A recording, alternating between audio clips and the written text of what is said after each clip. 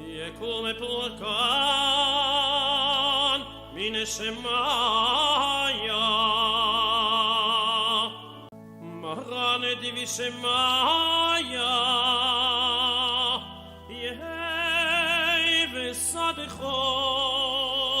kol zeman v'idan v'nomar amen. Hello everyone, this is the fifth in the series of lack of davening on Shabbos, and today I'd like to deal with one of the requests that we say only on Shabbos, in counter-distinction to benching that we say every day and other brachot that we say every day. This is specifically said on Shabbos and definitely is a request, and what I'm talking about is Yekum Purkan. Yes, it's said in Aramaic, but whoever looks in the English translation or the Hebrew translation will see that we ask for many different things like health, like Siyata Dishmaya, divine providence, and so many other beautiful things. How is it that we say it dafka on Shabbos? Indeed, the Ramah says, and I quote his words, that after Kriyas HaTorah, we actually have a beautiful blessing for ha'oskim b'tzorchei tzibor. That's the Mishaberach that we usually say after the two Yekum Purkans. V'nohagim lomar Yekum Purkan, and we say Yekum Purkan, ve'ein b'zeh mishum isur tchina b'Shabbat. And there's no problem in terms of requesting on Shabbos. That's what the Ramah says. He doesn't explain why. So we have to explain why. And there seems to be two explanations why. The first explanation is based on a specific need on Shabbos. The Shulchan Aruch does paskin that in a case of needs that happen on Shabbos, such as hayachida nirdaf mipnei anasin, if you know someone that bandits are running after, or even a ruach ra'ah, a very bad wind, whatever that means, you can indeed zoakim umitchanenim bitfilot b'Shabbat. You can go ahead and request on Shabbos. Based on that, the Maharsham, Rabbi Shalom Mordechai HaKohen Shvadran, his years 1835 to 1911, writes in his book Das Torah that according to the Sefer Hasidim, there is a specific need on Shabbos. It has to do with ruchot shemizikin la'adam she'atzev b'Shabbat. Someone that's sad on Shabbos has these bad winds around him, and thus he needs what we ask for in Yekum Purkan, and that is briut gufa, to be healthy. And because there's a specific need on Shabbos, namely, someone is sad, or as he quotes this from the Sefer Hasidim, the Sefer Hasidim says it's not just someone that's sad, but even someone that violates Shabbos, you're allowed to go ahead and request on Shabbos. So in a word, because there's a need specifically on Shabbos, just like if Chayalim are fighting exactly on Shabbos, or someone is being threatened on Shabbos, be it his health, be it by enemies, you're allowed to go ahead and request on Shabbos. So too here, every Shabbos there are these winds. These winds are coming at two kinds of people, violators of Shabbos, as well as people who are sad on Shabbos. We have a specific need, and therefore we say Yekum Purkan. However, the Levush has a different point of view.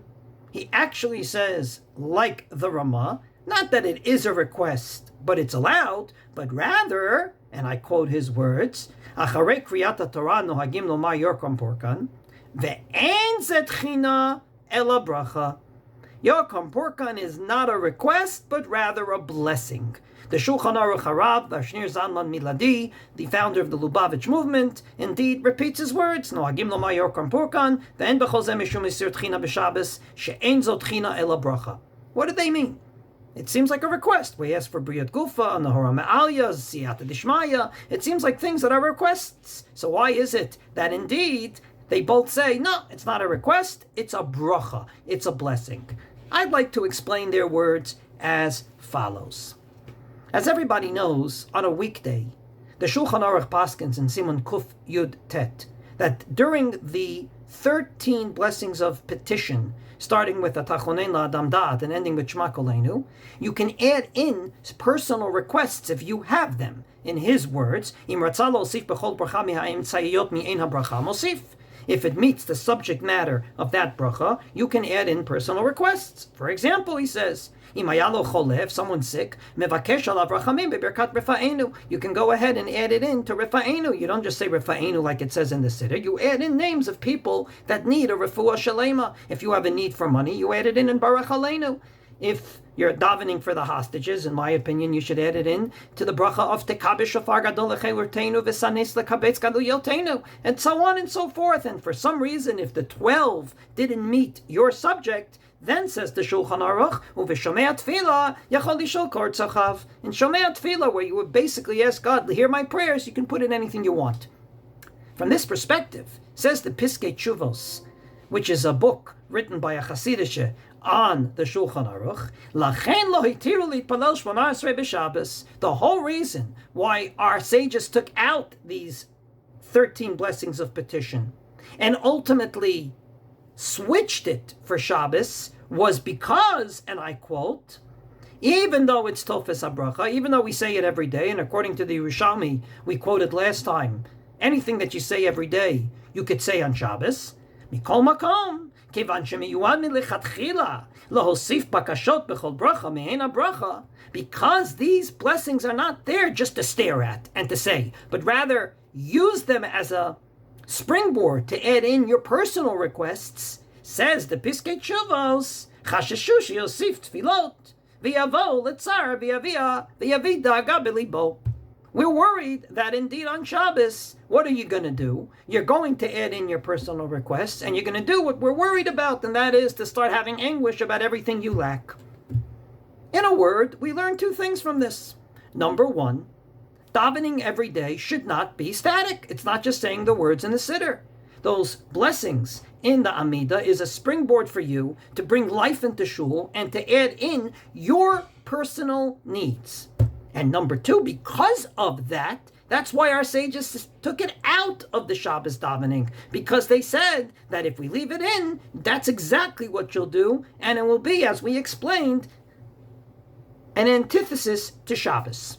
From this perspective, I can understand the Levush and the Shulchan Aruch Harav. What they're basically saying is, all that is true when you have an actual request. But here, it's very amorphic. You ask for Siyata Dishmaya, divine providence. That's very helpful. But you're not asking for something specific. Briyut Gufa, you're not saying, I'm sick with a flu, and therefore, God, make me healthy. You're asking for, in general, there should be health for the Jewish people.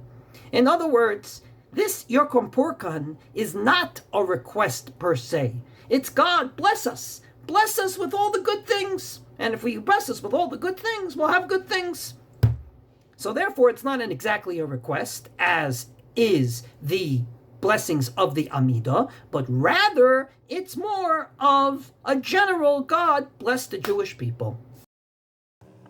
The third reason is brought to us by Bar Yaakov Emden. He says that you're only not allowed to request on Shabbos if it's for personal needs, but if it's for communal needs, then it's okay. Since this is, in his words, letaken bracha klalit lechvot Torah v'lelomdea, it's a general bracha for all those that learn Torah and for all those that keep the Torah. It's okay to say on Shabbos, just like it's okay to say Zachreinu l'chaim, remember us for life, michamocha, as we add between Rosh Hashanah and Yom Kippur, even in the first three blessings of the Amidah, said also on Shabbos, because they're for the communal needs that God should remember the Jewish people for life during those 10 days between Rosh Hashanah and Yom Kippur, and not for personal needs. וכל מי שעוסקים בצורכי ציבור באמונה הקדוש ברוך הוא ישלם שכר